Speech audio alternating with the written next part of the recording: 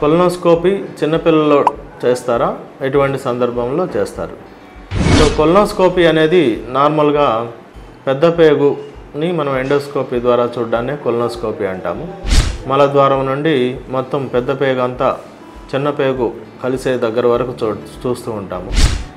Colonoscopy అనేది చిన్నపిల్లల్లో మలద్వారం నుంచి రక్తం పడడము, తర్వాత కడుపు నొప్పి ఎక్కువగా ఉండి తగ్గకుండా ఉండడము, ఇలాంటి సమస్యలు ఉన్నప్పుడు, మోషన్ సరిగా పోకుండా ఇబ్బందులు ఉన్నప్పుడు కానీ, మోషన్లో రక్తం రావడం కానీ, ఇలాంటి సమస్యలు ఉన్నప్పుడు మనం కొలనోస్కోపీ చేయాల్సిన అవసరం ఉంటుంది. చిన్నపిల్లల్లో కూడా మనం కొలనోస్కోపీ చేయవచ్చును. వాళ్ళకు కొంచెం సెడేషన్ ఇచ్చి కొలనోస్కోపీ చేస్తాం. కామన్గా పాలిప్స్ అనేటివి ఉంటాయి పెద్ద పేగుల్లో.